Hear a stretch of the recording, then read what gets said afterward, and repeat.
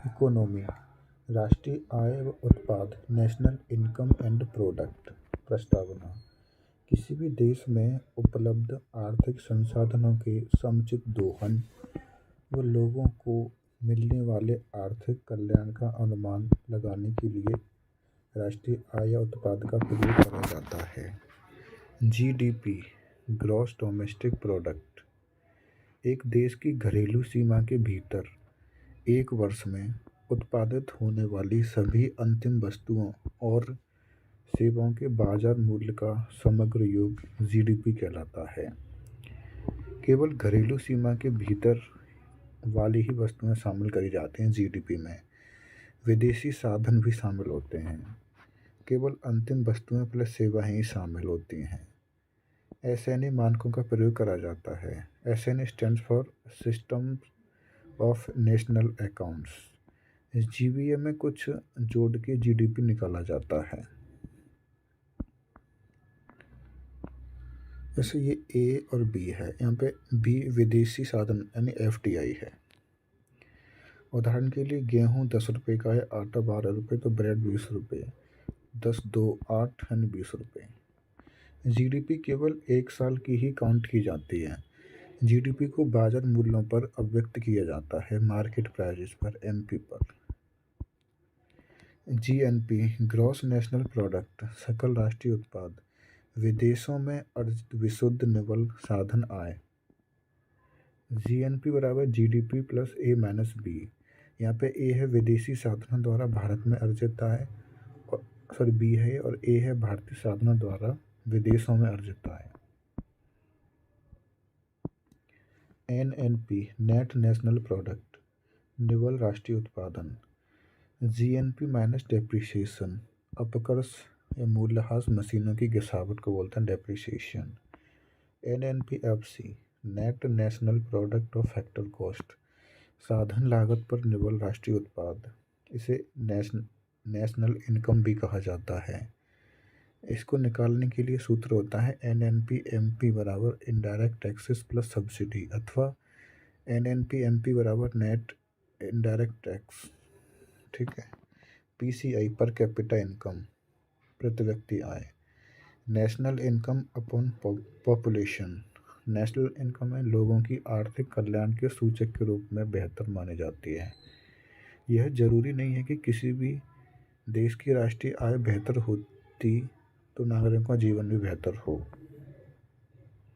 Real GDP, GNP, NI etcetera, स्थिर मूल्य पर निकालने के लिए रियल शब्द का प्रयोग किया जाता है। स्थिर मूल्यों को प्राप्त करने के लिए किसी सामान्य वर्ष का चयन किया जाता है जिसमें कीमतें, उत्पाद इत्यादि सामान्य रूप में बढ़े हों। आधार वर्ष वर्तमान में 2011-12 का है। प्रत्येक 5 वर्ष में राष्ट्रीय सांख्यिकी आयोग द्वारा बदला जाता है आधार वर्ष। Nominal GDP, GNP, NI etcetera, उसी वर्ष के आधार पर मूल्यों को निकालने के लिए नॉमिनल शब्द का प्रयोग आधार वर्ष हेतु नहीं किया जाता। उत्पादन, ग्रोथ आदि के संबंध में इनका कोई महत्व नहीं होता। इसे करंट प्राइसेस भी कहते हैं। जीएनपी इन्फ्लेटर सूत्र, nominal GDP upon real GDP बराबर, उदाहरण स्वरूप 2021-22 के लिए ये Q1।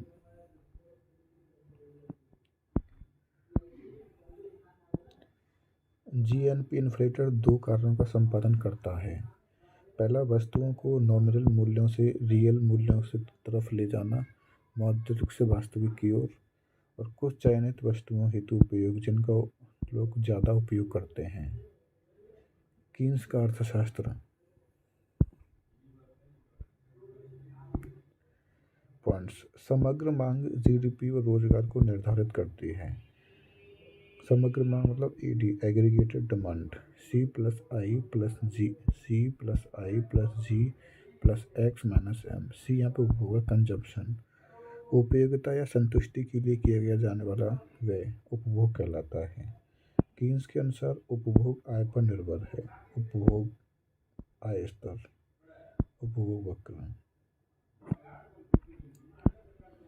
आय बढ़ने से उपभोग भी बढ़ता है तथा आय के कम होने से उपभोग भी कम हो जाता है।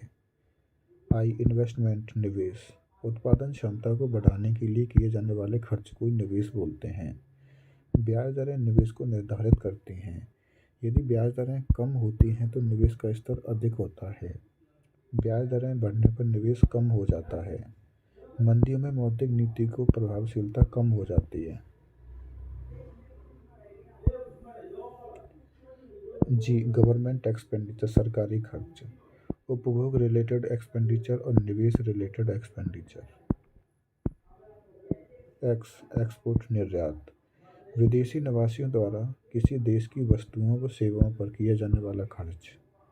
निर्यात जीडीपी से प्रभावित नहीं होते लेकिन जीडीपी को निर्धारित करते हैं। आयात इंपोर्ट आईएम किसी देश के निवासियों द्वारा विदेशी वस्तुओं प्लस सेवाओं पर किया जाने वाला खर्च। आयात जीडीपी पर निर्भर करता है। जीडीपी को बढ़ने पर आयात भी बढ़ते हैं, कम करने पर आयात कम हो जाते हैं। जैसे आयात बढ़ रहा है, ओपन इकोनॉमी, आयात बढ़कर जीडीपी। यदि कोई अर्थव्यवस्था निर्यातों को केंद्र में रखकर जीडीपी को बढ़ावा देने की कोशिश करती है तो इसे एक्सपोर्ट लेड ग्रोथ मॉडल कहते हैं। एक्सपोर्ट लेड ग्रोथ मॉडल छोटी अर्थव्यवस्थाओं के लिए ही उपयोगी होता है। भारत में इसे लागू किया जा सकता है। Export led growth model exports AD GDP import. Export led growth exports GDP imports exports बढ़ाना पड़ता है।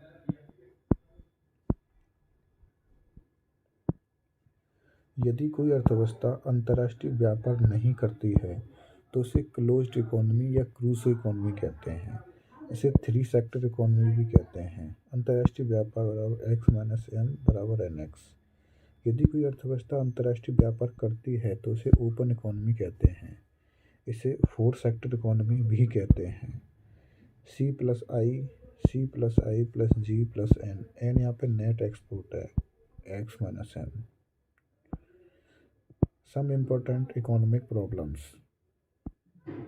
स्लो डाउन वह स्थिति आर्थिक स्थिति जिसमें जीडीपी तो बढ़ता है लेकिन उसकी ग्रोथ रेट कम हो जाती है, स्लो डाउन कहलाती है।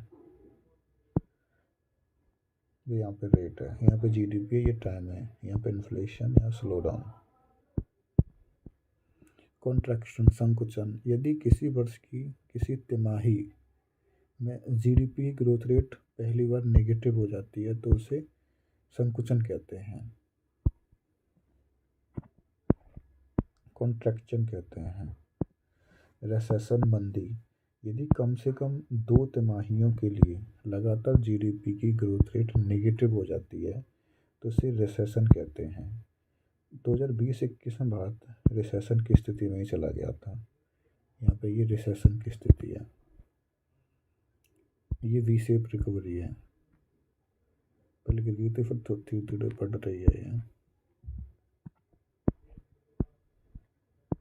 डिप्रेशन महामंदी रिसेशन प्लस डिफ्लेशन बराबर वस्तुओं की कीमतों का कम होना। डिप्रेशन काफ़ी ख़राब आर्थिक स्थिति मानी जाती है क्योंकि इसमें बेरोजगारी फैलने लगती है जिसका मुख्य कारण वेज स्टिकनेस होता है, अर्थात मजदूरियाँ अपने चालू स्तरों पर चिपक जाती हैं और नीचे की ओर नहीं आ पाती। स्टिमुलस राहत package slow down, recession, depression आदि को दूर करने के लिए लाए जाने वाले मौद्रिक एवं राजकोषीय नीतियों के मिश्रित पैकेज को स्टिमुलस कहते हैं। Stimulus versus bail out. Stimulus एक ऐसा पैकेज होता है जो संपूर्ण अर्थव्यवस्था के लिए लागू किया जाता है। इसका लाभ सभी लोग सभी क्षेत्र उठा सकते हैं। यह सामान्यतः पूरी अर्थव्यवस्था पर लागू होता है। बेल आउट पैकेज कुछ विशेष कंपनियों क्षेत्रों के लिए ही लागू होता है। इसका लाभ सभी क्षेत्रों पर व लोगों को नहीं मिलता। स्टिमुलस की संरचना स्टिमुलस मॉनेटरी पॉलिसी ब्याज दर कम करना, तरलता को बढ़ाना। जब केंद्रीय बैंक वाणिज्यिक बैंकों से बॉन्ड खरीदता है। फिजिकल पॉलिसी सरकारी खर्च, करों की विशेष छूटें, प्रत्यक्ष करों में निवेश सब्सिडी। धारणीय विकास सस्टेनेबल डेवलपमेंट। प्रस्तावना। इस शब्द का प्रयोग पहली बार ब्रंटलैंड आयोग 1983 में United Nations commission on environment and development द्वारा अपनी रिपोर्ट आवर कॉमन फ्यूचर 1987 में करा गया था। आयोगानुसार intergenerational equity in resources use in sustainable development संसाधनों के इस्तेमाल में अंतरपीढ़ी समता धारणीय विकास है। संसाधनों के इस्तेमाल में अंतरपीढ़ी समता धारणीय विकास है। Present generation future generation resource use. समावेशी विकास में एक ही जनरेशन की बात होती है। Generation gap not allowed. समावेशी विकास present generation A B intra generational.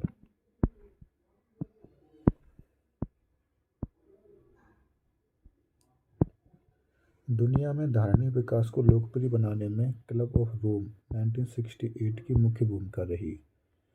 Club of Rome 1972 में लिमिट्स टू ग्रोथ रिपोर्ट प्रकाशित करी गई थी। इसमें बताया गया कि दुनिया में लगातार जीडीपी की उच्च वृद्धि दर को प्राप्त नहीं किया जा सकता क्योंकि संसाधन सीमित होते हैं। ग्रीन जीडीपी हरित जीडीपी। जीडीपी का मौद्रिक मूल्य पर्यावरण व पारिस्थितिकी को पहुंची क्षति का अनुमानित मूल्य होता है। जीडीपी को उत्पादित करने के दौरान पहुंची ये क्षति होती है। नोट। भारत में 2009 में पहली बार यह स्वीकार किया गया कि ग्रीन जीडीपी को लागू किया जाना चाहिए, लेकिन अभी तक लागू नहीं हुई। GNH gross national happiness. Bhutan के नरेश द्वारा 1972 में इस अवधारणा को दिया गया। इसके माध्यम से यह जानने की कोशिश करी गई कि दुनिया को उत्पादन बढ़ाने की बजाय खुशहाली को बढ़ाने पर ध्यान केंद्रित करना चाहिए। यह अवधारणा 4 स्तंभों पर आधारित है। Sustainable development, conservation of environment, preservation of cultural values and good governance. Kuznets वक्र कुजनेत्स कर्व। यह प्रदूषण और आर्थिक विकास के मध्य संबंध को प्रदर्शित करता है। प्रदूषण और आर्थिक विकास, इसे इन्वर्टेड यू भी बोलते हैं। Inverted U. ये environment coordinate curve PCI per capita income YoO population. जैसे जैसे शुरुआत में आर्थिक विकास का स्तर बढ़ता है तो प्रदूषण का स्तर भी बढ़ता है, फिर एक सीमा के बाद प्रदूषण का लेवल कम हो जाता है। कार्बन क्रेडिट एक वित्तीय इकाई जो 1 टन CO2 को पर्यावरण से अवशोषित करने के प्रयासों को प्रदर्शित करती है। इसे निम्न प्रकार से अर्जित किया जा सकता है। ग्रीन प्रोजेक्ट में निवेश करके आवंटित AAU यानी 1 टन CO2 को उत्सर्जित करने में छूट की तुलना में कम CO2 का उत्सर्जन। राष्ट्र आपस में कार्बन क्रेडिट का लेन देन कर सकते हैं। ज़्यादा प्रदूषण करने पर कार्बन क्रेडिट लेना अनिवार्य होता है। कार्बन टैक्स CO2 का ज़्यादा उत्सर्जन करने वाले पदार्थों के उपभोग या उत्पादन पर लगाया जाने वाला कर। ये मुख्यतः fossil fuels like petrol, diesel, कोयला आदि पर लगाया जाता है। उदाहरण central excise on petrol, diesel etcetera, state level VAT tax etcetera, petrol, diesel etcetera.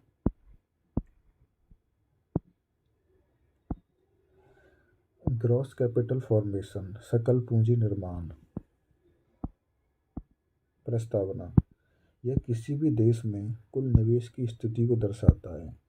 GDP के प्रतिशत के रूप में अभिव्यक्त करने पर इसे निवेश दर इन्वेस्टमेंट रेट कहते हैं। GFCF gross fixed capital formation. Stocks मूल्यवान वस्तुएं, सोना, चांदी, आभूषण एटसेट्रा। वर्तमान में भारत में GCF में सर्वाधिक भूमिका GFCF की है। GFCF gross fixed capital formation सकल स्थिर पूंजी निर्माण। इसमें निम्न घटक शामिल हैं: dwellings, other buildings and structures, घर, railway station, court, machines and equipments, पशुधन, intellectual property, products, software, defence, weapon system, राजमार्ग। नोट: भारत में वर्तमान में जीएफसीएफ के अंतर्गत सर्वाधिक भूमिका है ड्वेलिंग्स की, अदर बिल्डिंग्स, स्ट्रक्चर्स आदि की। IOCR incremental capital output ratio, वृद्धिमान पूंजी निर्गत अनुपात। यह पूंजी की उत्पादकता को प्रदर्शित करता है। Del C upon del Y होता है। डेल सी होता है पूंजी की यूनिट के चेंज, डेल वाई जीडीपी में चेंज। एक निश्चित समयावधि में होता है। आईयूसीआर वो पूंजी की उत्पादन क्षमता। 4:1 का अनुपात। पूंजी की एक इकाई की उत्पादकता जीडीपी की 1/4 यूनिट है। इस अनुपात व पूंजी की उत्पादकता में विपरीत संबंध होता है। आईयूसीआर का मान अधिक होने पर पूंजी की उत्पादकता कम हो जाती है। आर्थिक विकास व बचत में निवेश की भूमिका। इस चक्र से के उल्टा होने पर कुछ चक्र बन जाता है, अर्थात गरीबी, भूखमरी, विषमता आ जाती है। विकास का चक्र है savings, investment, capital formation, productivity, income. Human capital formation, मानव पूंजी निर्माण। लोगों की शिक्षा, स्वास्थ्य, कुशलता, विकास, प्रशिक्षण आदि पर किया जाने वाला ऐसा खर्च जो मानव संसाधनों के रूप में उनके विकास को सुनिश्चित करता है, मानव पूंजी निर्माण कहलाता है। सोशल कैपिटल, सामाजिक पूंजी। लोगों के मध्य अंतर संबंध, जुड़ाव, एकता आदि संबंधों की पूंजी को बोलते हैं।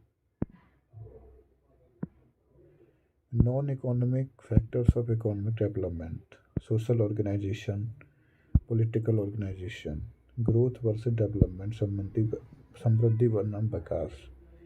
ग्रोथ मात्रात्मक होती है और आय अथवा उत्पादन में होने वाले परिवर्तनों को दर्शाती है, जबकि विकास गुणात्मक होता है, तो जीवन की गुणवत्ता को प्रदर्शित करता है।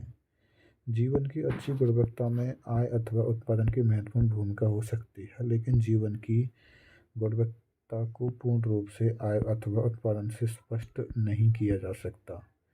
स्वास्थ्य, ज्ञान आदि भी इम्पोर्टेंट हैं। आय का जीवन स्तर, स्वास्थ्य, ज्ञान।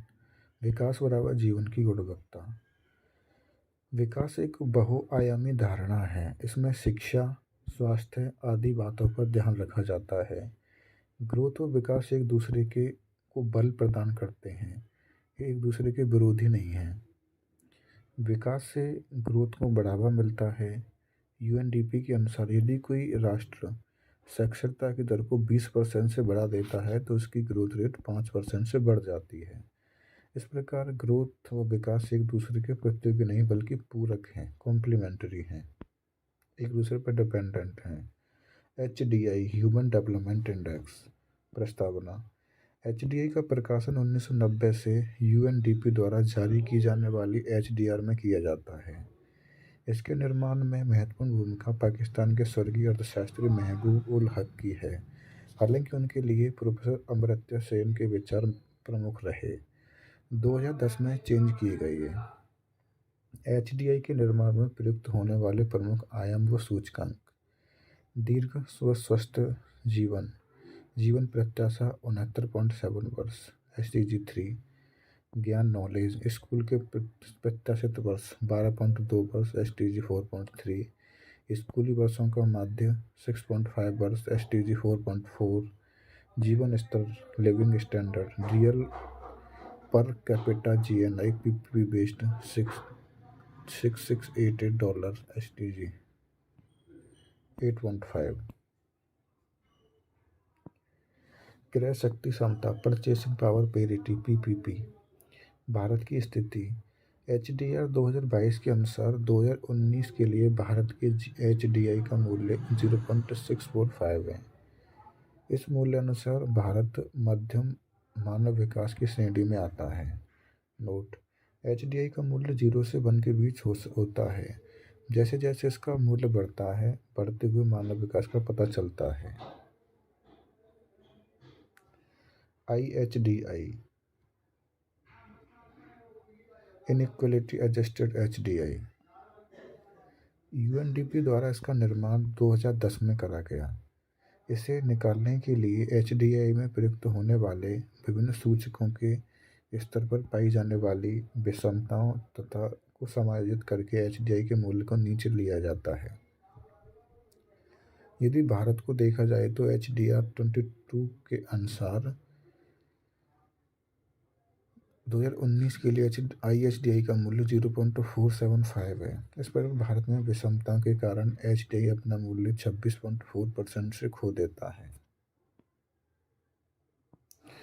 GDI gender development index, UNDP द्वारा इसे 2014 में शुरू किया गया था। यह पुरुषों के सापेक्ष महिलाओं के मानव विकास को दर्शाता है। इसे निकालने के लिए निम्न सूत्र है HDI for females upon HDI upon mails.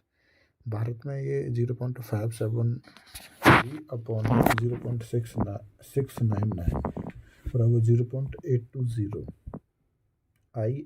PHID planetary pressure adjusted HDI। UNDP द्वारा इसे 2020 की मानव विकास रिपोर्ट में लागू किया गया था। यह इंट्रा जनरेशनल इक्विटी के सिद्धांत पर आधारित है और सस्टेनेबल डेवलपमेंट के विचार को निकालने के लिए प्रदर्शित करती है।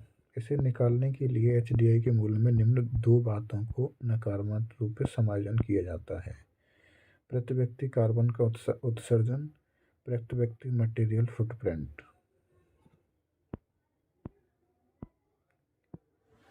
यदि भारत की स्थिति को देखा जाए तो HDR 2020 के अनुसार भारत में प्रति व्यक्ति प्रतिवर्ष 2 टन CO2 का उत्सर्जन होता है। इसी प्रकार भारत का प्रति व्यक्ति प्रतिवर्ष मटेरियल फुटप्रिंट 4.6 टन है। HDR 2020 के अनुसार भारत के PHDI का मूल्य 0.626 है। IHDI विषमता intergenerational equity, IHDI CO2, MF material footprint intergenerational equity.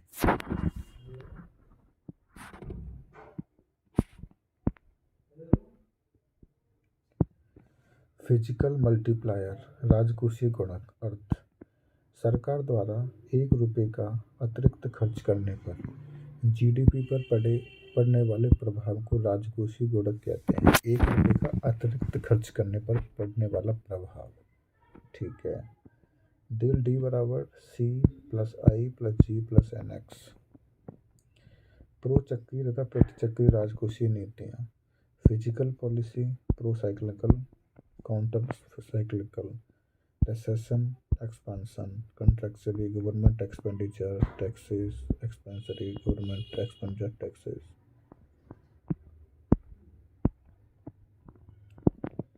Note: recession में काउंटर साइक्लिकल फिजिकल पॉलिसी अधिक प्रभावी मानी जाती है। इकोनॉमिक सर्वे 2020-21 वॉल्यूम 1 में बताया गया है। भारत में राष्ट्रीय आय के मूल्यांकन की नई विधि यह जनवरी 2015 में लागू की गई थी। यह SNA 2008 पर बेस्ड है।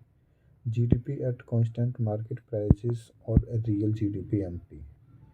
यह ध्यान देने योग्य बात है कि 2015 से पहले भारत में ग्रोथ रेट निकालने के लिए रियल GDP FC का प्रयोग किया जाता था।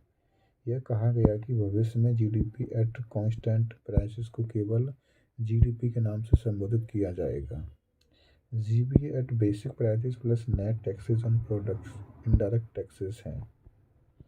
नोट: सेक्टरल ग्रोथ रेट क्षेत्रीय ग्रोथ रेट को GBA के आधार पर निकाला जाता है, जबकि संपूर्ण राष्ट्र के लिए GDP का प्रयोग किया जाता है।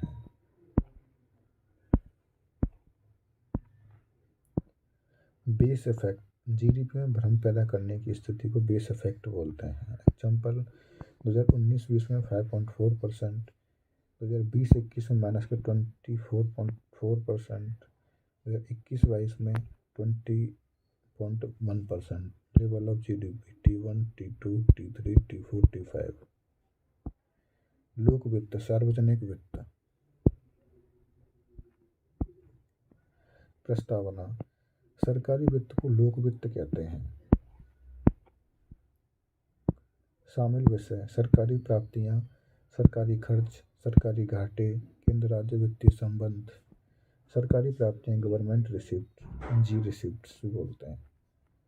राजस्व प्राप्तियां, सरकार की ऐसी आय जिससे प्राप्त करने के लिए ना तो सार्वजनिक संपत्ति को कम करना पड़ता है और न ही सार्वजनिक देयताओं को बढ़ाना पड़ता है, राजस्व प्राप्तियां कहलाती हैं।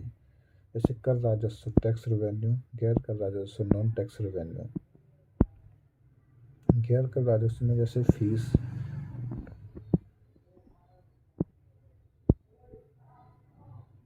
इंटरेस्ट, ब्याज, profit and dividends, grants etcetera. Budget, revenue budget प्राप्तियां खर्च, कैपिटल बजट प्राप्तियां खर्च। नोट, कर यानी टैक्स एक अनिवार्य भुगतान होता है जिसके बदले में राज्य को कोई वस्तु या सेवा देने की आवश्यकता नहीं होती है और न ही उसे वापस लौटाना होता है।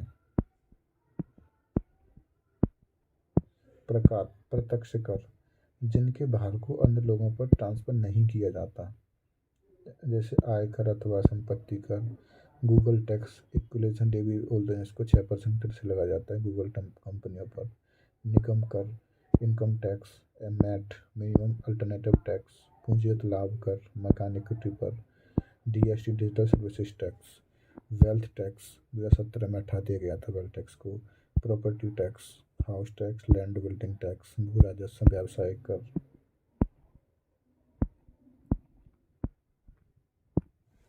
अप्रत्यक्ष कर, इनडायरेक्ट टैक्स, ऐसे टैक्स या कर जिनके भार को अन्य लोगों पर ट्रांसफर किया जा सकता है।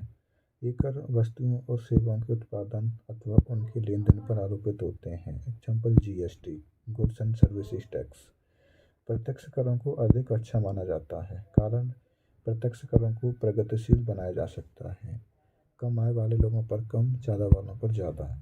अप्रत्यक्ष कर स्वभाव से प्रतिगामी यानी रिग्रेसिव होते हैं, निर्धन लोगों पर ज़्यादा भार डालते हैं, सामाजिक न्याय के विरुद्ध हैं। जैसे कि 100 रुपये, 10 रुपये का टैक्स 1 रुपये, 1 रुपये, 1 रुपये, 1 रुपये, 1%, 10%, 100%। गरीबों को अनुपातिक कर ज़्यादा।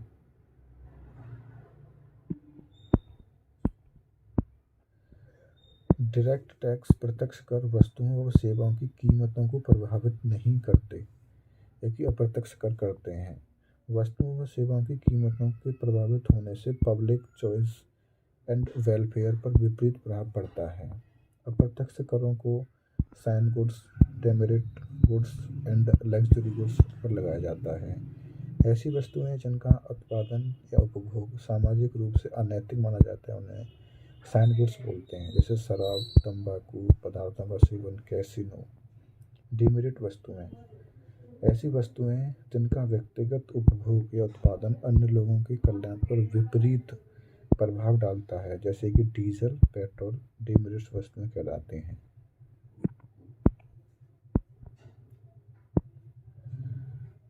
लेफर वक्र है ये, लेफर वक्र। करारोपण की आदर्श दर T3, R1, R2, R3, T1, T2, T3, T4, T5। कर राजस्व चित्र से, जैसे जैसे शुरुआत में कर की दर को बढ़ाया जाता है तो कर का राजस्व बढ़ता है, लेकिन यह कर राजस्व T3 दर तक ही बढ़ता है। इसके बाद भी कर की दर को बढ़ाया जाए तो कर राजस्व का स्तर नीचे गिरने लगता है। इसका कारण यह है कि कर की दर ज़्यादा होने पर लोग आराम यानी लेजर को प्राथमिकता देते हैं। लेजर गुड्स की श्रेणी में शामिल होता है।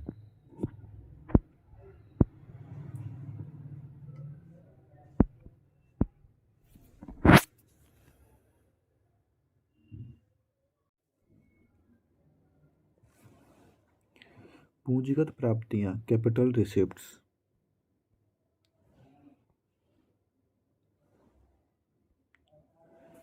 सरकार को प्राप्त होने वाली ऐसी आय जिसकी उत्पत्ति के लिए या तो कोई सार्वजनिक संपत्तियों को बढ़ाना पड़ता है या सार्वजनिक देयताओं को बढ़ाना पड़ता है, पूंजीगत प्राप्तियां कहलाती हैं। उदाहरण, विनिवेश, डिसइन्वेस्टमेंट। सरकारी उपक्रमों की इक्विटी को बेचना। ऋणों की वसूली, रिकवरी ऑफ लोन्स। बाजार उधार, मार्केट बोरोविंग्स। अन्य देयताएं, भविष्य की निधि जमाएं, राष्ट्रीय बचत पत्र, किसान विकास पत्र, डाकघर जमाएं, सुकन्या समृद्धि योजना, अल्प बचत पत्र एटसेट्रा। यानी सरकार को प्राप्त होने वाली ऐसी आय जिसकी उत्पत्ति के लिए या तो सार्वजनिक संपत्ति को कम करना पड़े या सार्वजनिक देयताओं को बढ़ाना पड़े तो पूंजीगत प्राप्तियां कहलाती हैं।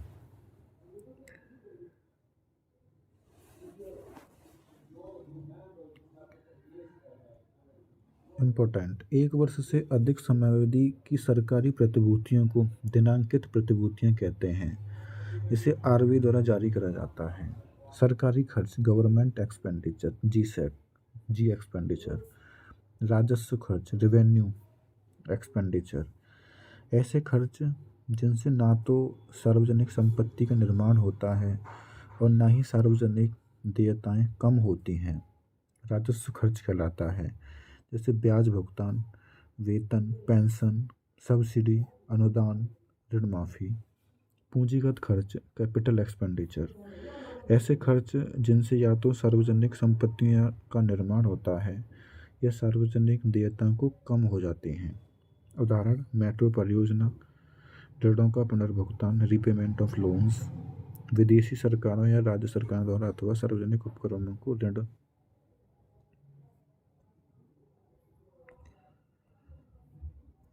Revenue budget, tax revenue, direct tax, indirect tax, non tax revenue, fees, fine, interest, profit and dividends, external grants.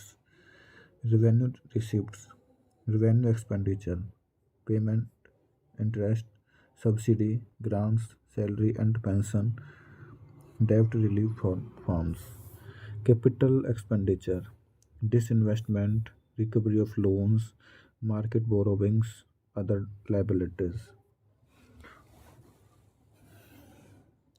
Capital expenditure, creation of public assets, repayment of loans, loans to state governments, foreign government PSUs. कुछ मुख्य सरकारी घाटे। राजस्व घाटा, revenue deficit, कुल राजस्व खर्चों का कुल राजस्व प्राप्तियों पर आधिक्य। Revenue expenditure, revenue receipts. प्रभावी राजस्व घाटा, इफेक्टिव रेवेन्यू डेफिसिट। राजस्व घाटा, राज्यों या यूटीज को पूंजीगत अनुदान, कैपिटल ग्रांट्स, संपत्ति निर्माण की शर्त पर दिए जाने वाले अनुदान। राजकोषीय घाटा, फिजिकल डेफिसिट, कुल खर्चों राजस्व पूंजीगत का कुल प्राप्तियों राजस्व पर पूंजीगत पर आधिक्य, जबकि बाजार उधार व अन्य देयताओं को कुल पूंजीगत प्राप्तियों में सम्मिलित न किया गया हो। Total expenditure, revenue receipts plus NDCR, disinvestment, recovery of loans. Total expenditure, revenue expenditure, capital expenditure, 100 रुपये, 100 रुपये, 200 रुपये। पॉइंट, भारत में राजकोषीय घाटे की अवधारणा को सुखोमे चक्रवर्ती समिति की सिफारिश पर 1997 में लागू करा गया था। इसने भारत सरकार की बजटीय प्रक्रिया में पारदर्शिता और जवाबदेही का स्तर बढ़ा है।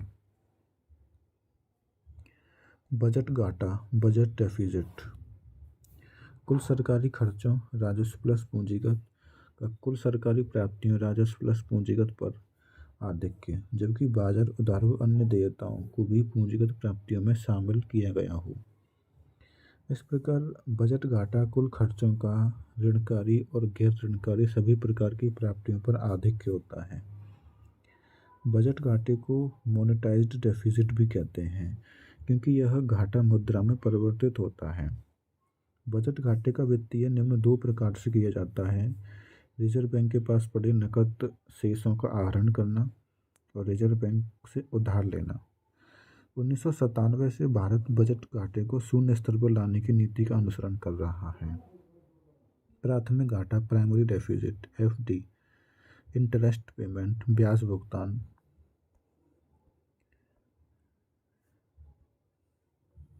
FRBM act 2003। FRBM physical responsibility and budget management, राजकोषीय उत्तरदायित्व में बजट प्रबंधन। प्रस्तावना। भारत में राजकोषीय क्षेत्र में पारदर्शिता और जवाबदेही लाने के लिए इस अधिनियम को 2003 में पारित करा गया था और जुलाई 2004 में लागू कर दिया गया। यह एक्ट अमेरिका के ग्राहम रोडमैन होलिंग्स एक्ट 1985 पर आधारित है, जो संतुलित बजट पर जोर देता है। लक्ष्य: वर्ष 2008-9 के अंत तक राजस्व घाटे को शून्य करना। वर्ष 2008-9 के अंत तक राजकोषीय घाटे को जीडीपी के 3% तक लाना। आलोचना: खर्च में कटौतियों पर अधिक ध्यान देता है। शिक्षा स्वास्थ्य खर्च कम हो जाएंगे। एफआरबीएम एक्ट रिव्यू कमेटी 2016 में एन.के. सिंह की अध्यक्षता में गठित करी गई थी और 2007 में इसने रिपोर्ट सौंपी। समिति द्वारा सुझाए गए सुझावों को फाइनेंस एक्ट 2008 के माध्यम से लागू करा गया। निष्क्रमण व सरकारी खर्च, crowding out and government expenditure. कई बार ऊंचे सरकारी खर्च के कारण नियोजित निजी निवेश, प्लान्ड प्राइवेट इन्वेस्टमेंट का स्तर कम हो जाता है, इसे क्राउडिंग आउट कहते हैं। इस सरकारी खर्च का बढ़ना, लोगों की मौद्रिक आय का बढ़ना, वस्तुओं की मांग का बढ़ना, यदि मुद्रा की आपूर्ति स्थिर है, मुद्रा की मांग का बढ़ना, नियोजित निजी निवेश का कम होना, क्राउडिंग आउट। इस प्रकार ऊंचे सरकारी खर्च के कारण ब्याज दरों के बढ़ने से नियोजित निजी निवेश व निष्क्रमण हो जाता है। इस प्रभाव को रोकने के लिए केंद्रीय बैंक मुद्रा की आपूर्ति बढ़ा सकता है। यदि ऐसा किया जाए तो इस प्रकार की मौद्रिक नीति को अकोमोडेटिव मॉनेटरी पॉलिसी कहते हैं। वित्त आयोग, फाइनेंस कमीशन। प्रस्तावना। भारत में संवैधानिक रूप से केंद्र की राजकोषीय शक्ति राज्यों की तुलना में अधिक है। इसे लंबवत असंतुलन यानी वर्टिकल इम्बैलेंस कहते हैं। अनुच्छेद 275 वित्त आयोग के बारे में बताता है। Grants and aid. Finance resources union 62.7%, expenditure 37.6%, states 37.3%, finance resource, expenditure 62.4%। States horizontal imbalance, vertical imbalance, centre क्षैतिज असंतुलन, हॉरिजॉन्टल इम्बैलेंस। करारोपण आदि को लेकर राज्यों की स्थिति समान है। इसका कारण राज्यों के आर्थिक विकास में अंतर है। इसे क्षैतिज असंतुलन कहते हैं। जीएसटी। प्रस्तावना। जीएसटी मूलतः वैट, वैल्यू एडिशन टैक्स होता है और इस प्रकार यह वस्तुओं व सेवाओं के उत्पादन व उनके विक्रय के दौरान किए जाने वाले मूल्यवर्धन को लक्ष्य बनाता है। यह टर्नओवर टैक्स यानी टीओटी से अलग होता है। टीओटी लेन देन के संपूर्ण मूल्य को लक्ष्य बनाता है, जबकि जीएसटी या वैट मूल्य संवर्धन को लक्ष्य बनाता है। जीएसटी को टीओटी के रूप में लगाया जाता है, लेकिन उत्पादों, सेवा प्रदाताओं, व्यापारियों आदि को आईटीसी इनपुट टैक्स क्रेडिट का लाभ देकर उसे अधिक उसके मूल्य के स्वरूप में बदला जाता है, अर्थात उसके मूल्य संवर्धन कर के रूप में लगाया जाता है। आईटीसी के अंतर्गत उत्पादों, व्यापारियों, सेवा प्रदाताओं आदि को इनपुट्स आगत पर दिए गए करों को ऑफसेट समायोजन करने की छूट दी जाती है, उन्हें वापस लौटाया जाता है। यह ध्यान देने योग्य है कि उपभोक्ता को आईटीसी का लाभ नहीं मिलता, अतः उनके स्तर पर जीएसटी, वैट न केवल टर्नओवर टैक्स के रूप में लगता है बल्कि उसी रूप में रह जाता है।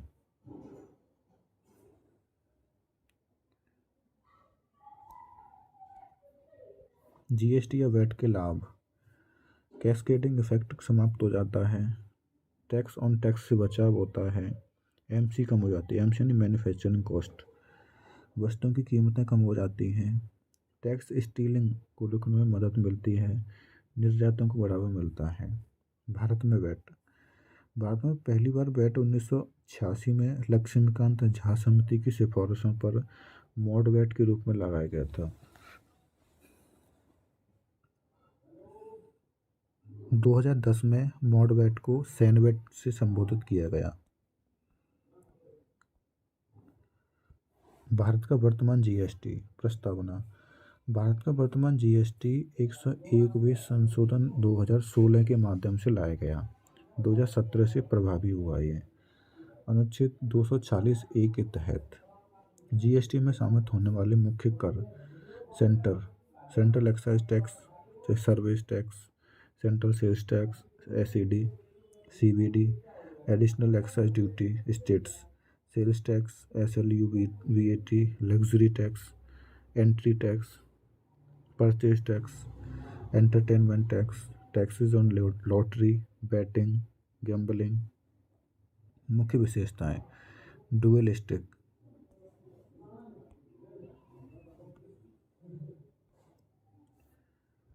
CGST central GST, SGST UTGST state GST, destination based, consumption based. GST की मुख्य दरें: 5% basic goods, 12%, 18% standard rates, 28% sin demerits and luxury goods पे। इम्पोर्टेंट बातें: आयातों व अंतर्राष्ट्रीय व्यापार पर केंद्र द्वारा आईजीएसटी इंटीग्रेटेड जीएसटी लगाया जाता है। इसे सीजीएसटी व एसजीएसटी का योग होता है। शराब को जीएसटी से बाहर रखा गया है। जीएसटी एग्जम्प्ट गुड्स जीएसटी के दायरे में नहीं आते या जीरो जीएसटी बोलते हैं उनको। Petroleum, crude oil, motor spirit, high speed diesel, aversion, turbine fuel, natural gas GST से बाहर रखी गई हैं। जीएसटी परिषद द्वारा निर्णय कुल मताधिकारों के 3/4 बहुमत से लिया जाता है। इसमें 1/3 बहुमत और 2/3 बहुमत होता है। The issue of black money और the issue of tax evasion प्रस्तावना। ऐसी आय या संपत्ति जिसकी घोषणा नहीं की जाती है और उस पर पड़ने वाले टैक्स का भुगतान नहीं किया जाता है, कालाधन यानी ब्लैक मनी कहते हैं। काले धन का संबंध वैधानिक या अवैधानिक दोनों प्रकार की गतिविधियों से हो सकता है।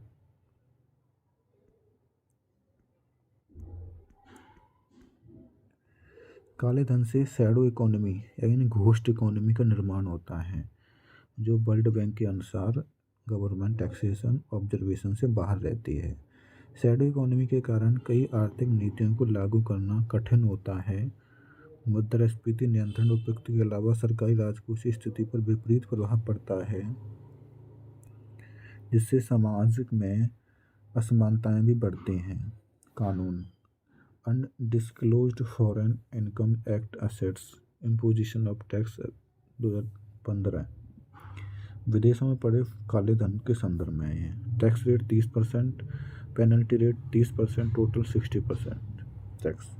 Income disclosure scheme IDs first प्रस्ताव यूनियन बजट 2016-17 में लाया गया था। घरेलू अर्थव्यवस्था पर पड़े काले धन को उजागर करने हेतु टैक्स रेट 30%, कृषि कल्याण से 7.5%, पेनल्टी रेट 7.5%, टोटल हो गया 45%। डिमोनेटाइजेशन विमुद्रीकरण।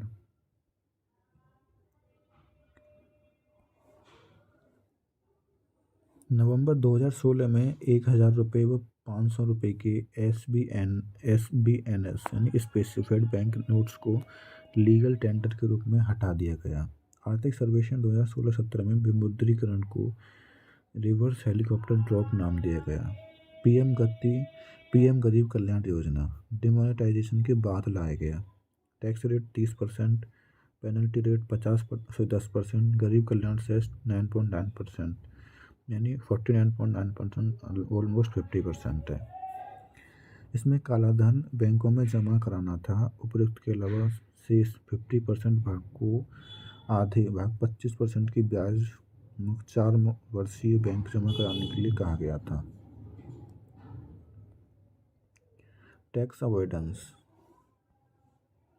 मीनिंग: वैधानिक विधियों का प्रयोग करके कर से बचने की प्रवृत्ति को टैक्स अवॉइडेंस कहते हैं। उदाहरण के लिए मकान आदि के लेन देन को कम मूल्य पर दिखाना। भारत समेत दुनिया के सभी देशों में टैक्स अवॉइडेंस एक बड़ी समस्या है। Digitalization and tax avoidance. Digitalization से टैक्स अवॉइडेंस को बढ़ावा मिला है। Facebook, Google companies tax digital tax 6% की दर से डिजिटल कंपनियों पर लागू होता है। ये Facebook, Google companies tax avoidance करती हैं। Global minimum tax rate. वैश्विक अर्थव्यवस्था में डिजिटलाइजेशन के कारण बहुराष्ट्रीय कंपनियों द्वारा किए जाने वाले टैक्स अवॉइडेंस को रोकने के लिए इसका प्रस्ताव किया गया है।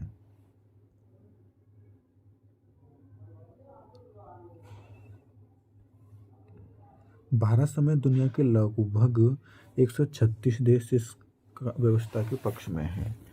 इसे 2023 से लागू होने की संभावना है। कंडीशंस। कंपनियों को कर देना अनिवार्य होगा। बहुराष्ट्रीय कंपनियों को मिनिमम 15% का कॉरपोरेशन टैक्स देना होगा। GARR general anti avoidance rules tax avoidance को रोकने हेतु 2012 में लाया गया। POEM place for effective management shell companies के माध्यम से किए जाने वाले टैक्स अवॉइडेंस को रोकने के लिए। BEPS base erosion and profit shifting G20 देशों की परियोजना प्रॉफिट शिफ्टिंग के जरिए किए जाने वाले टैक्स अवॉइडेंस को रोकना। Google tax digital services tax APN advance pricing agreement global anti base erosion CRS common reporting standards FATCA foreign account tax compiles act. American नागरिकों की नॉन USA एसेट से संबंधित एक अधिनियम है। भारत इसके तहत आवश्यक सूचना को अमेरिका को उपलब्ध करवाता है। टैक्स एक्सपेंडिचर करों में छूटें, रियायतें आदि देने के कारण राजस्व में होने वाली क्षति को अनुमानित मूल्य को टैक्स एक्सपेंडिचर कहते हैं। Of budget borrowings EBR extra budgetary resources ये सरकारी खर्च के वित्तीयन के ऐसे साधन होते हैं जो राजकोषीय घाटे को सम्मिलित नहीं होते हैं। इसके अंतर्गत केंद्र सरकार किसी सार्वजनिक संस्था FCI को उधार देने के लिए निर्देश देती है।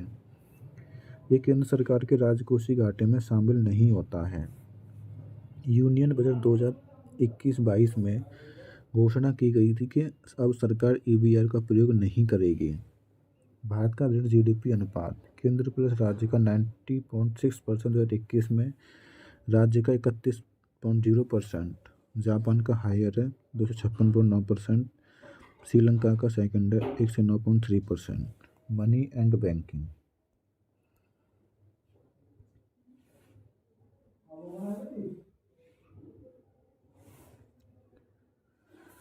Rates and resource bank rate reserve bank द्वारा वाणिज्यिक बैंकों से वसूली जाने वाली ब्याज दर।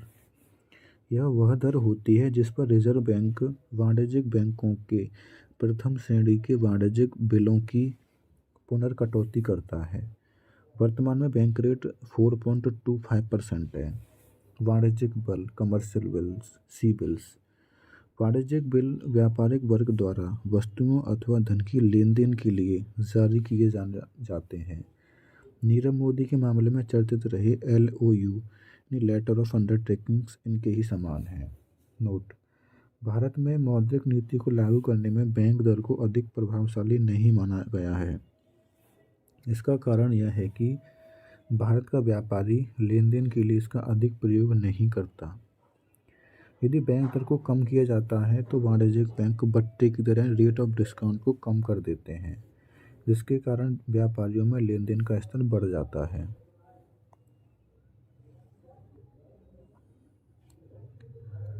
Repo rate RR reserve bank द्वारा वाणिज्यिक बैंकों से वसूली जाने वाली एक ब्याज दर वर्तमान में 4% है।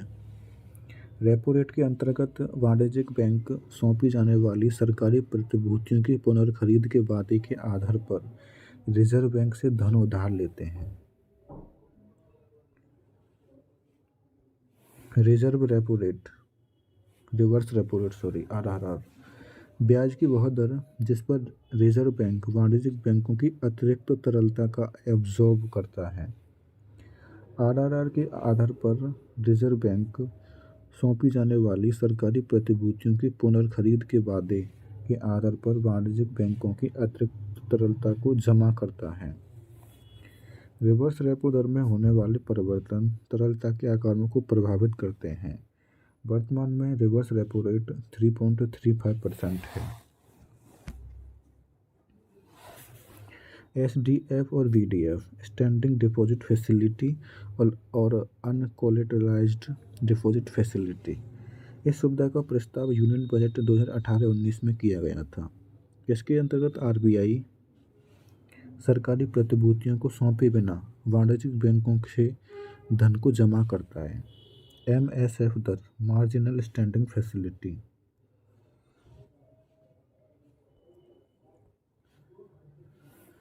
इसकी शुरुआत मई 2011 में की गई थी।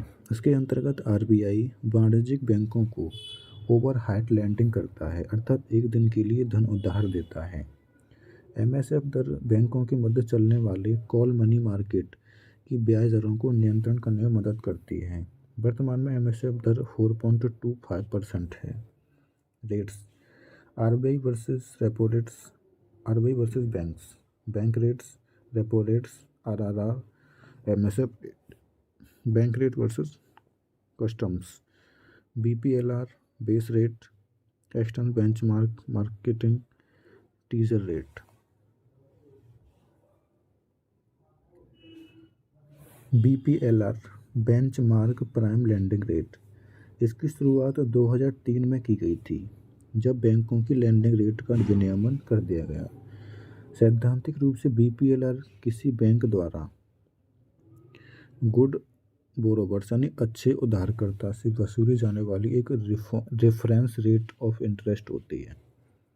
बेस रेट, आधार दर, 2010 में दीपक मोहंती समिति की सिफारिशों के आधार पर इसे लागू करा गया था। बैंकों के मध्य अस्वस्थ प्रतियोगिता को नियंत्रित करने के लिए इसे लागू करा गया था। बेस रेट के निर्धारण में एवरेज कॉस्ट ऑफ फंड्स को मुख्य रूप से ध्यान में रखा जाता है। MCLR, marginal cost of funds based landing rate, 2016 में इसे लागू करा गया था। इसे लागू होने से RBI के मॉनेटरी ट्रांसमिशन में सुधार होगा।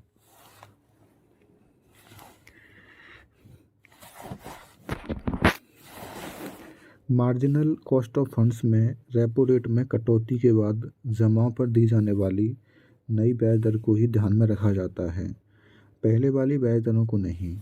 Repo rate 6%, 5%, deposit rate 7%, 6%, BPLR 9%, MCLR 8%, base rate 8.5%।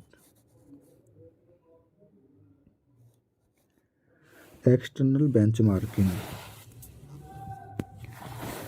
BPLR के निर्धारण में इस अवधारणा या व्यवस्था को 2019 में जनकराज कार्यबल की सिफारिशों के आधार पर लागू किया गया था। इसे retail, MSMEs, personal floating rates ऋणों के लिए लागू किया गया है। इसके अंतर्गत BPLR के निर्धारण में बैंक निम्न मानकों का प्रयोग कर सकते हैं: repo rate, yield rate of 91 days TB treasury bills, yield rate of 180 days TB, teaser rate. वाणिज्यिक बैंकों द्वारा ग्राहकों को कम रेट पर आकर्षित करने के लिए निकाली जाने वाली दर को टीजर रेट बोलते हैं। इस दर पर दिए जाने वाले ऋणों को टीजर लोन्स कहते हैं। इन ऋणों को डूबने की संभावना अधिक होती है। 2008-9 के अमेरिकी वित्तीय संकट में इनकी बहुत बड़ी हिस्सेदारी थी। Ratios, CRR, cash reserve ratio, वाणिज्यिक बैंकों को अपने NDTL का एक भाग रिजर्व बैंक के पास नकद रूप में रखना पड़ता है, तो इसे कैश रिजर्व रेशो बोलते हैं, CRR बोलते हैं। CRR में होने वाले परिवर्तन बैंकों के साख सृजन, क्रेडिट क्रिएशन की क्षमता को गुणात्मक रूप से प्रभावित करते हैं। उदाहरण के लिए, यदि CRR को कम किया जाता है तो बैंकों की साख सृजन की क्षमता गुणात्मक रूप से बढ़ जाती है। इसे तकनीकी रूप से साख विस्तार यानी क्रेडिट एक्सपांशन कहते हैं। इसी प्रकार यदि सीआरआर को बढ़ाया जाता है तो बैंकों की साख सृजन की क्षमता गुणात्मक रूप से कम हो जाती है, जिसे साख संकुचन यानी क्रेडिट कॉन्ट्रैक्शन कहते हैं। नोट: वर्ष 2006 में सीआरआर की उच्चतम सीमा 15% व न्यूनतम सीमा 3% को हटा दिया गया। वर्तमान में सीआरआर 4% है। सीआरआर के अंतर्गत अपने पास रखे जाने वाले रिजर्व पर आरबीआई कोई ब्याज नहीं देता।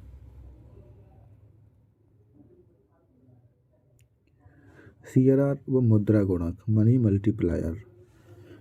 मुद्रा गुणक बराबर 1/CRR। यदि सीआरआर 10 है तो मुद्रा गुणक 1/10 होगा। एसएलआर स्टैट्यूटरी लिक्विडिटी रेशो वैधानिक तरलता अनुपात।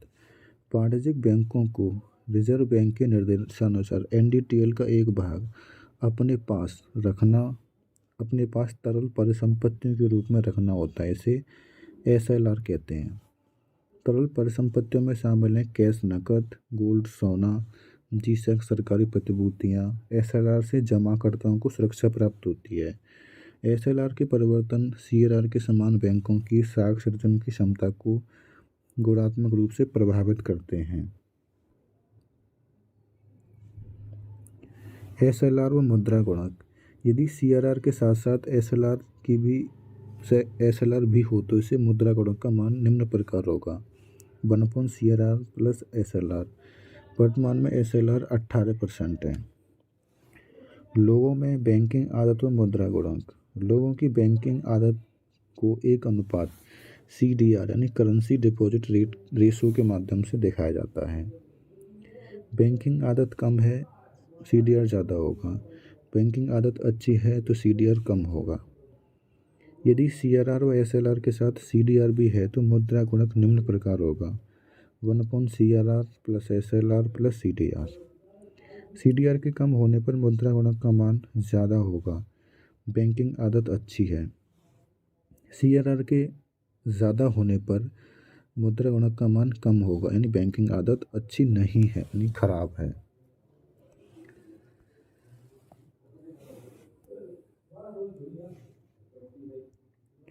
LCR liquidity coverage ratio. बैंकों के तरलता प्रबंधन से जुड़ा बेसल 3 मानकों से संबंधित एक अनुपात। HQLA upon net cash outflow in coming days 100% as the 1 Jan 2019 net from April 2021। NSFR net stable funding ratio. तरलता प्रबंधन से जुड़ा बेसल 3 संबंधित मानक, जिसके तहत हाल ही में आरबीआई द्वारा शुरू करा गया है। Available stable funding upon required stable funding 100%। यह अनुपात 1 वर्ष की समयावधि में तरलता प्रबंधन को सुनिश्चित करता है।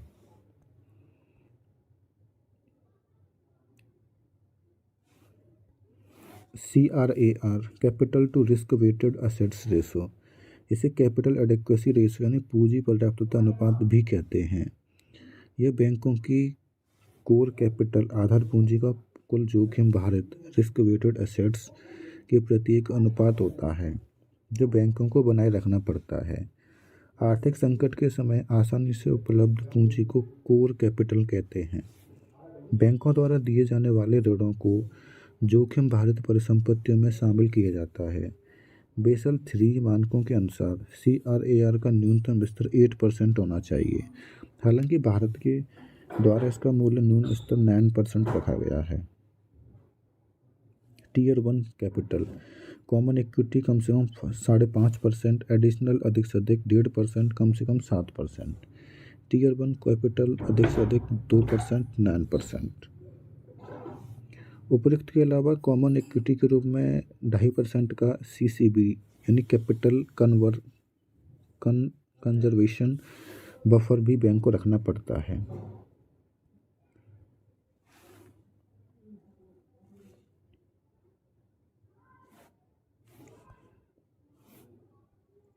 OMOs ओपन मार्केट ऑपरेशंस खुले बाजार की प्रक्रियाएं।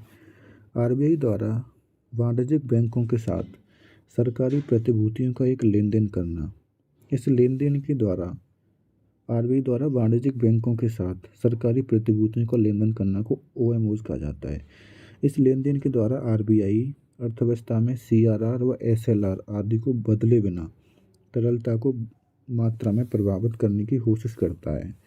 यदि आरबीआई बॉन्ड बेचता है तो तरलता का स्तर कम हो जाता है।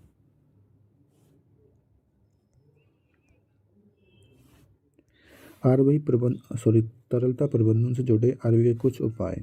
रेपो रेट व दीर्घकालिक ऋण। सामान्यतः रेपो दर के अंतर्गत आरबीआई 1 दिन, 3 दिन, 7 दिन, 14 दिन, 28 दिन तक के लिए धन उधार देता है।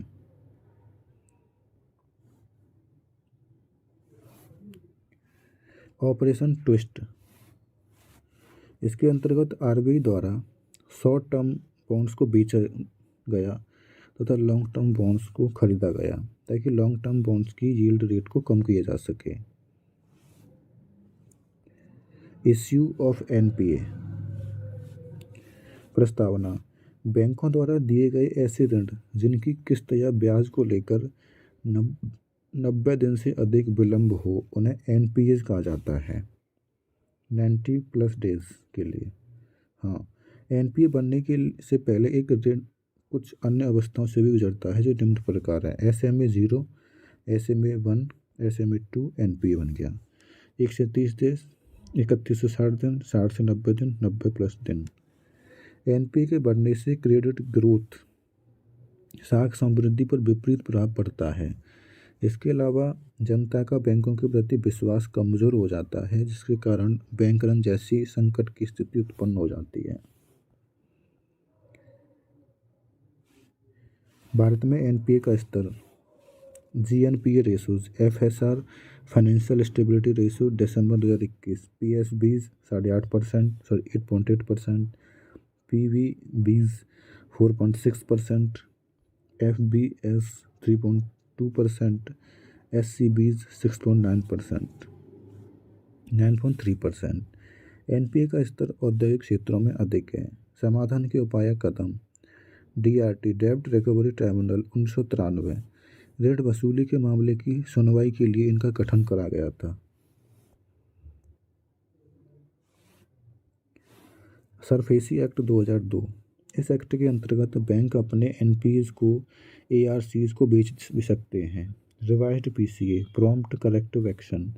इसके अंतर्गत आरबीआई किसी वाणिज्यिक बैंक पर विभिन्न प्रकार के प्रतिबंध लगा देता है यदि वह निम्न मानकों के निर्णायक स्तरों को स्पर्श पार कर लेता है। सीआरआर का गिरना, एनपीएस का बढ़ना, रिटर्न ऑफ असेसमेंट, आरईओ का गिरना, IBC incorruption bankruptcy code, insolvency and bankruptcy code 2016।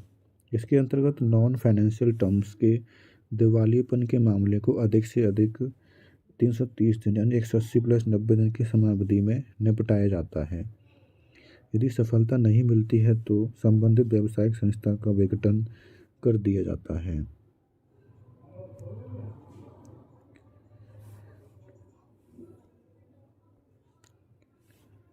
सूक्ष्म वित्तीयन माइक्रो फाइनेंसिंग मीनिंग कम आय वाले लोगों को कम मूल्य की विभिन्न प्रकार की वित्तीय सुविधाएं उपलब्ध करवाना माइक्रो फाइनेंस कहलाता है। इसे बैंकिंग फॉर द पुअर्स भी कहते हैं। भारत में इसका दायरा। भारत में इसके अंतर्गत निम्न वित्तीय सेवाएं शामिल की जाती हैं जैसे credit, insurance, remittance of funds, collection of thrifts, savings.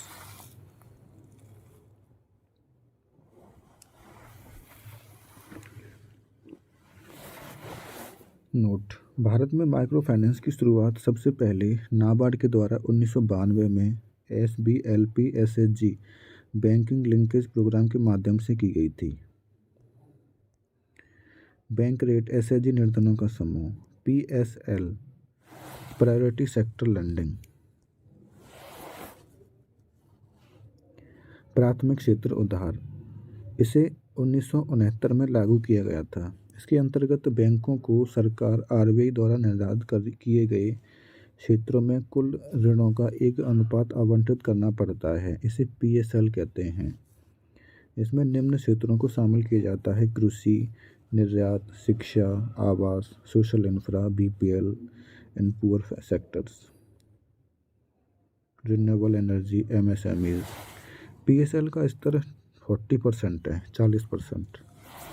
हालांकि आरआरबीज, रीजनल रूरल बैंक व स्मॉल फाइनेंशियल बैंक्स के लिए यह 75% है। PSLBs, priority sector lending certificates. RBI द्वारा इनकी शुरुआत 2016 में की गई थी। इनका लेन देन आरबीआई के ट्रेडिंग प्लेटफॉर्म ई कुबेर पर होता है।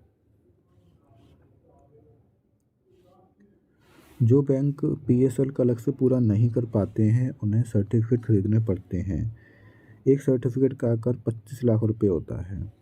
नीश बैंक, किसी विशेष समूह की आवश्यकताओं को पूरा करने वाले बैंक। पेमेंट बैंक, जमाएं स्वीकार कर सकते हैं मैक्सिमम 2 लाख तक, ऋण नहीं दे सकते, क्रेडिट कार्ड जारी नहीं कर सकते, रेमिटेंस कर सकते हैं, बीमा म्यूचुअल फंड यूनिट का विक्रय कर सकते हैं। इन्हें कुल जमाओं का मिनिमम 75% भाग जी-सेक में निवेश करना पड़ता है। स्मॉल फाइनेंशियल बैंक्स, जमाएं स्वीकार कर सकते हैं, ऋण दे सकते हैं, रेमिटेंस कर सकते हैं। इनके लिए पीएसएल का लक्ष्य 75% होता है।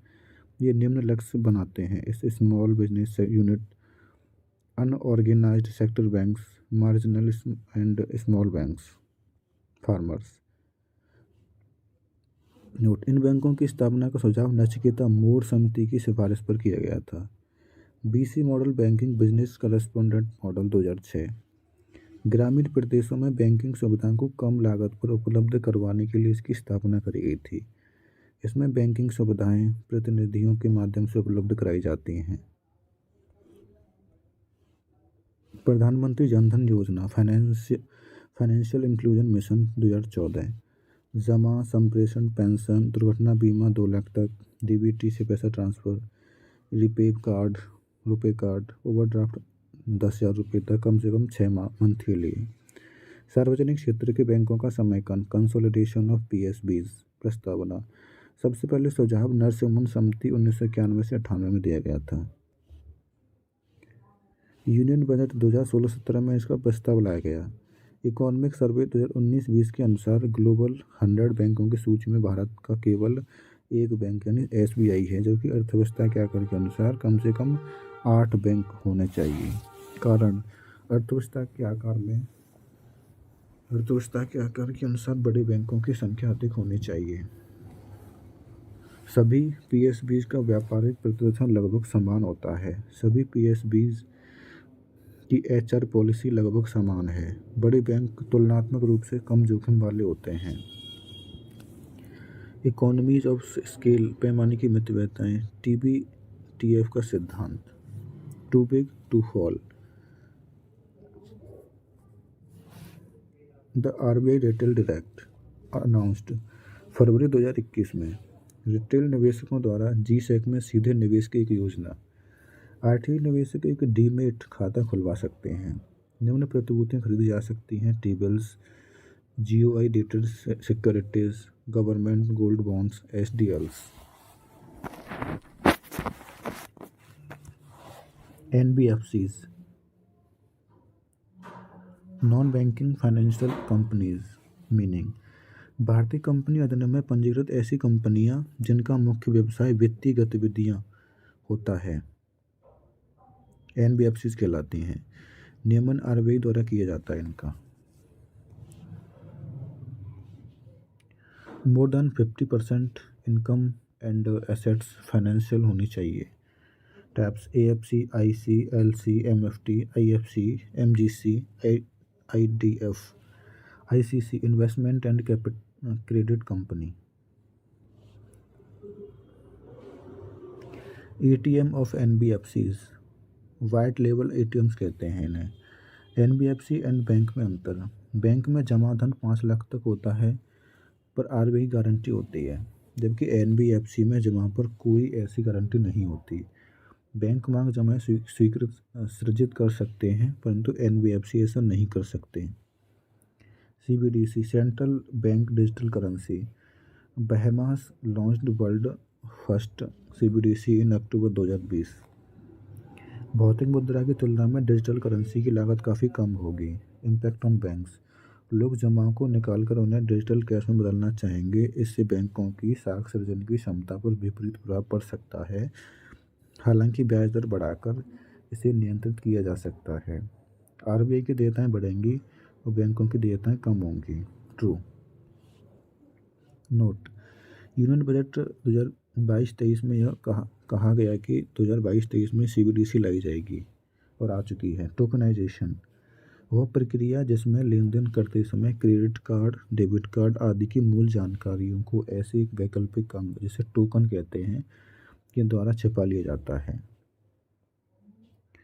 यह सुविधा ऑप्शनल है, न कि आवश्यक। No fees, allowed through any number of devices laptop, desktop, IoT devices, banks, watches.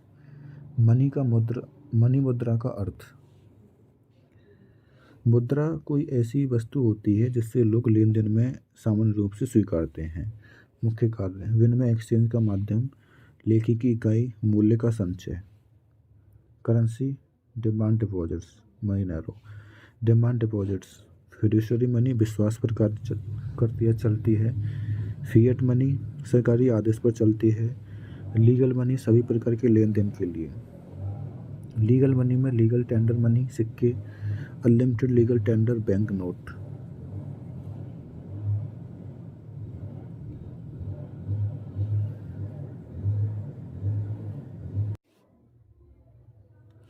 वित्त बाजार, फाइनेंशियल मार्केट। प्रस्तावना, किसी भी देश के आर्थिक विकास में वित्त बाजार की इम्पोर्टेंट भूमिका होती है। वित्त बाजार बचत, निवेश, पूंजी निर्माण इत्यादि को बढ़ावा देते हुए जीडीपी, रोजगार बढ़ाते हैं। भारत में वित्त बाजार की संरचना, मुद्रा बाजार, मनी मार्केट, एक वर्ष से कम तक के लिए धन का लेन देन, अल्पकालिक धन लेन देन। पूंजी बाजार, कैपिटल मार्केट, एक वर्ष से ज़्यादा के लिए धन का लेन देन, दीर्घकालिक धन का लेन देन। भारत में मुद्रा बाजार की संरचना संगठित, call money market, notice money market, inter bank term money market, CBLO, CPs, CDs, T bills, cash payment bills. असंगठित में हुंडी, साहूकार, मित्र, रिश्तेदार। Commercial bills. नोट, हुंडियों का प्रयोग प्राचीन काल में स्थानांतरण या लेन देन हेतु किया जाता था। इनमें किसी विशेष व्यक्ति को एक विशेष राशि के बारे में उल्लेख होता था। कॉल मनी मार्केट, बैंकों के बीच में चलने वाला ऐसा बाजार जिसमें केवल एक दिन के लिए धन का लेन देन किया जाता है, कॉल मनी मार्केट कहलाता है, केवल एक दिन के लिए लेन देन। नोटिस मनी मार्केट, बैंकों के बीच चलने वाला ऐसा बाजार जिसमें एक दिन से लेकर 14 दिन तक के लिए धन का लेन देन किया जाता है। इंटरबैंक टर्म मनी मार्केट, बैंकों के बीच में चलने वाला ऐसा बाजार जिसमें 14 दिन से लेकर एक वर्ष तक के लिए लेन देन करा जाता है। भारत में वर्ष 2003 में सीबीएलओएस यानी कोलेटरलाइज्ड बोरोविंग्स एंड लेंडिंग ऑब्लिगेशन की शुरुआत करी गई थी। इन्हें वाणिज्यिक बैंकों द्वारा जारी किया जाता है। इनकी अवधि एक दिन से लेकर एक वर्ष तक होती है। कमर्शियल बैंक जारी करते हैं इनको। कमर्शियल पेपर्स, सीपीज, अच्छी प्रतिष्ठा वाली कंपनियों, अखिल भारतीय स्तर के वित्तीय संस्थानों और प्राथमिक डीलरों द्वारा जारी किए जाते हैं। ये अनसिक्योर्ड होते हैं और डिस्काउंट टू फेस वैल्यू पर निकाले जाते हैं। इनकी अवधि 7 दिन से लेकर 1 वर्ष तक की होती है। इन्हें वाघुल समिति की सिफारिशों पर लागू करा गया था। अमेरिका से लिया गया इनको। Certificates of deposits, CDS, duration 7 दिन से लेकर 1 वर्ष तक। ये अनसिक्योर्ड होते हैं और डिस्काउंट टू फेस वैल्यू पर निकाले जाते हैं। Treasury bills, T bills, Bharat सरकार की ओर से आरबीआई द्वारा जारी करे जाते हैं। ये फुल्ली सिक्योर्ड होते हैं और डिस्काउंट टू फेस वैल्यू पर निकाले जाते हैं। वर्तमान treasury bill 91 days, 182 days, 364 days के निकाले जाते हैं। कैश मैनेजमेंट बिल्स शुरुआत 2010 में करी गई थी। भारत सरकार की ओर से आरबीआई द्वारा निकाले जाते हैं। ड्यूरेशन 91 डेज से लेकर 91 डेज से कम होते हैं। नॉन सिक्योर्ड होते हैं ये कैश मैनेजमेंट बिल्स। वाणिज्यिक व्यापारियों द्वारा जारी किए जाते हैं। इनकी अवधि 3 महीने की होती है। भारत में मुद्रा बाजार का नियमन आरबीआई करता है। कंपनियों को मिलाने वाली पूंजी, भागीदारी पूंजी participate capital, share capital shares, equity shares. लाभों में अधिमान नहीं मिलता, पूर्व निर्धारित दर पर मुनाफा नहीं, हानि में भागीदारी। गैर भागीदारी नॉन पार्टिसिपेशन ऋण पूंजी बॉन्ड्स, ऋण पत्र, अधिमान अंश पत्र, लोगों लाभों के वितरण में अधिमान, पूर्व निर्धारित दर पर मुनाफा, हानि ग्रहण नहीं, देयता मताधिकार नहीं। इम्पोर्टेंट इन्फो, जब कोई भी कंपनी पहली बार जनता के समक्ष इक्विटी बेचने का प्रयास करती है तो इस प्रस्ताव को आईपीओ, इनिशियल पब्लिक ऑफर कहा जाता है। आईपीओ के बाद में इक्विटी को बेचने के लिए लाए गए सभी पब्लिक ऑफर एफपीओ यानी follow on further public for sale कहे जाते हैं।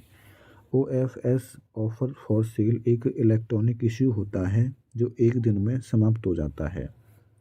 प्राइवेट प्लेसमेंट में कंपनियां कुछ चयनित निवेशकों को अपनी इक्विटी बेच देती हैं। क्यूआईपी, क्वालिफाइड इंस्टीट्यूशनल प्लेसमेंट में कंपनियां अपनी इक्विटी को क्यूआईबीज, क्वालिफाइड इंस्टीट्यूशनल बायर्स को बेचती हैं। राइट्स इश्यू में कंपनियां अपने पुराने इक्विटी धारकों को नई इक्विटी बेच देती हैं। यूरो बैंक्स, विदेशी मुद्रा में विदेशी बाजारों से पूंजी जुटाने के लिए लाए जाने वाले निर्गमनों को यूरो बैंक्स बोलते हैं।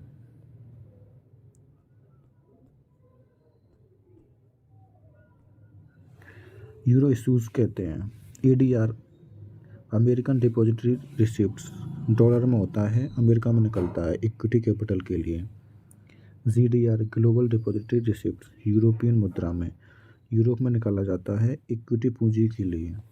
डीमेट, वह प्रक्रिया जिसमें इक्विटी आदि के भौतिक स्वरूप को समाप्त करके उन्हें इलेक्ट्रॉनिक फॉर्म में बदला जाता है, डीमेट कहलाते हैं। इन्हें रखना व उन पर लेन देन करना आसान होता है।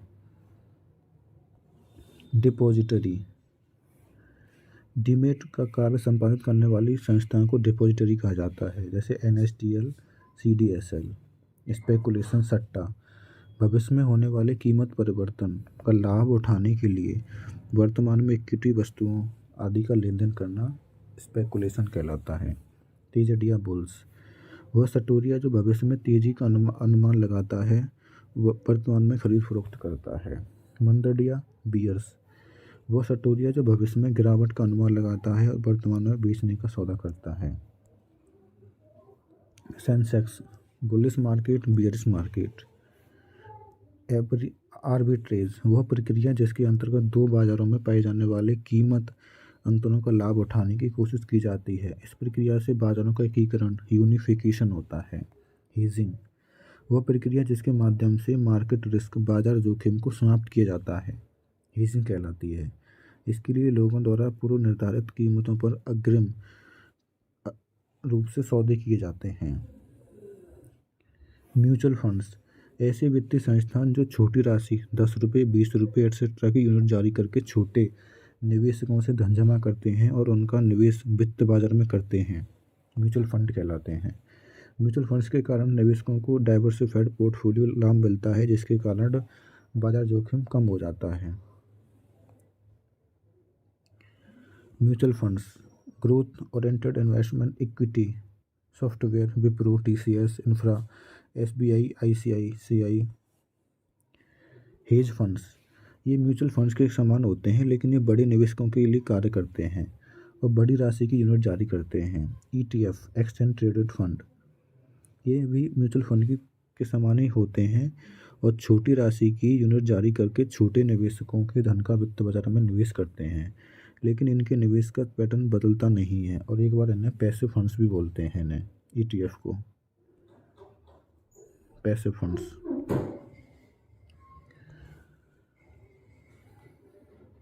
एल्गो ट्रेडिंग, इसे एचएफटी यानी हाई फ्रीक्वेंसी ट्रेड भी कहते हैं। इसके अंतर्गत स्वचालित रूप से कंप्यूटर द्वारा उच्च श्रेणी के सॉफ्टवेयर का प्रयोग करके शेयर मार्केट में लेन देन किया जाता है। स्टार्टअप्स, मानक, कोई व्यावसायिक संरचना 10 वर्ष से ज़्यादा पुरानी हो तो वो स्टार्टअप कहलाती है। वार्षिक एनुअल 10 करोड़ से ज़्यादा होना चाहिए, ज़्यादा नहीं हो। वो नवाचार, उत्पादन में सुधार, रोजगार आदि का ध्यान देता हो। एंजल इन्वेस्टर्स, स्टार्टअप में सीधे निवेश करने वाले HNI यानी हाई नेटवर्क इंडिविजुअल्स को एंजल इन्वेस्टर्स कहते हैं। VCF, वेंचर कैपिटल फंड, यह म्यूचुअल फंड की तरह कार्य करते हैं, लेकिन इनके द्वारा HNIs को धन का निवेश स्टार्टअप में किया जाता है। स्टार्टअप्स, एंजल इन्वेस्टर्स, स्टार्टअप्स दो, VNS and VNF, angel investors. Crowding, वह प्रक्रिया जिसके माध्यम से सोशल नेटवर्किंग के जरिए छोटी राशियों में P2P मॉडल के अंतर्गत स्टार्टअप्स द्वारा पूंजी एकत्रित करी जाती है। Bonds and debentures, bonds and debenture दोनों ऋण पूंजी वाले जुटाने के उपकरण होते हैं। बॉन्ड्स सिक्योर्ड होते हैं जबकि डिवेंचर्स अनसिक्योर्ड। मसाला बॉन्ड्स, विदेशों में जारी किए जाने वाले RDBs, रुपी डिनोमिनेटेड बॉन्ड्स को मसाला बॉन्ड्स कहते हैं।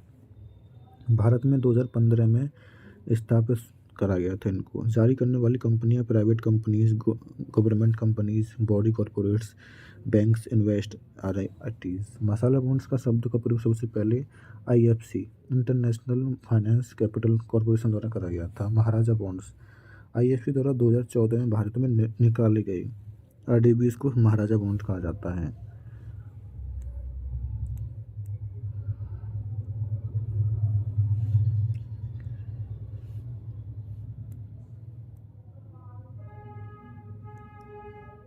फ्यूचर्स, ऐसे वित्तीय उपकरण जो किसी निश्चित दर पर किए गए सौदे का एक निश्चित भावी तिथि तक निपटान करते हैं।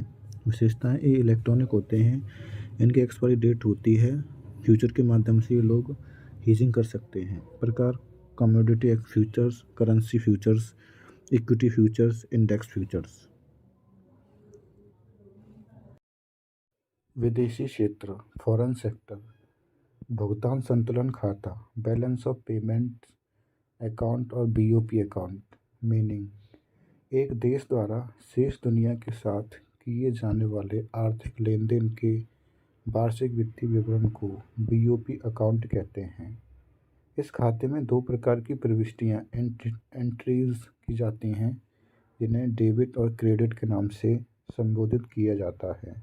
नोट्स, व्यापार खाते या दृश्य खाते में केवल वस्तुओं के आयात निर्यात को लिखा जाता है।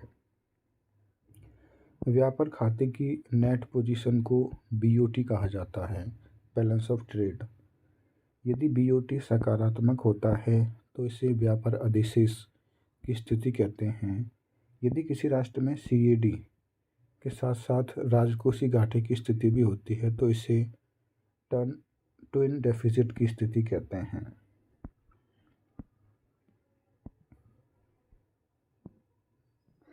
कैपिटल अकाउंट में ऐसे लेन देन लिखे जाते हैं जिनसे संपत्तियों देयताओं पर प्रत्यक्ष प्रभाव पड़ता है।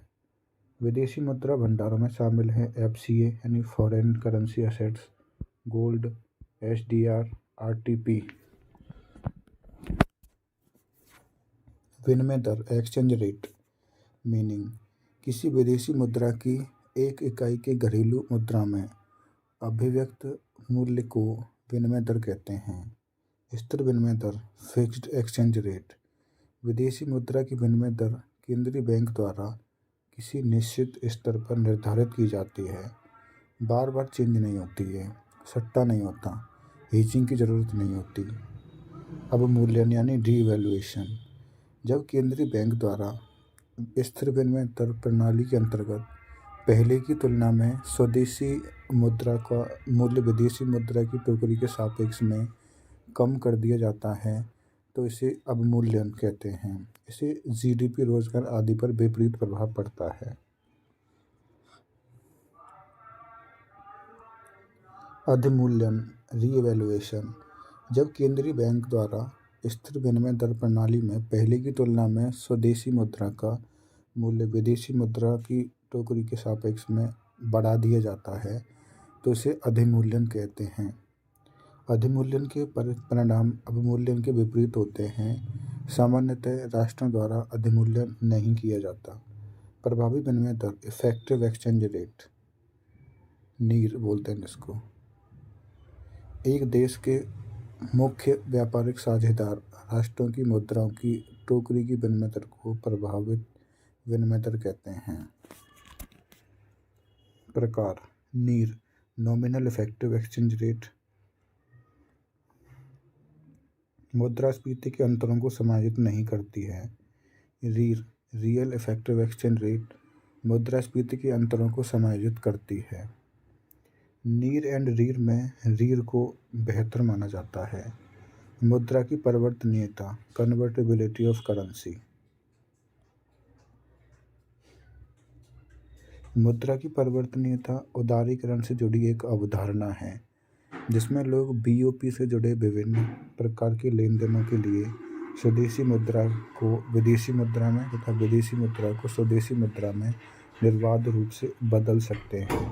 प्रकार चालू खाते की परिवर्तनीयता पूंजी खाता परिवर्तनीयता भारतीय रुपये की परिवर्तनीयता current account fully convertible since August 1904 capital account selectively convertible. इस प्रकार यह कहा जा सकता है कि भारतीय रुपया पूर्ण परिवर्तनीय नहीं है, चालू खाते पर पूर्ण परिवर्तनीय है, पूंजी खाते पर चयनात्मक रूप से परिवर्तनीय है। एफडीआई किसी एक विदेशी निवेशक द्वारा मेजबान राष्ट्र की किसी कंपनी में इक्विटी में 10% या इससे ज़्यादा का निवेश एफडीआई कहलाता है। मिनिमम 10% होना चाहिए।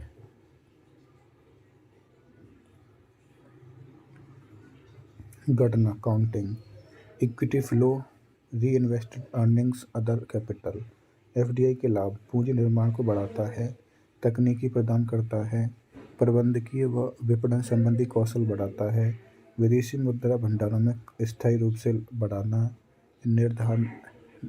निर्यातों को बढ़ाना।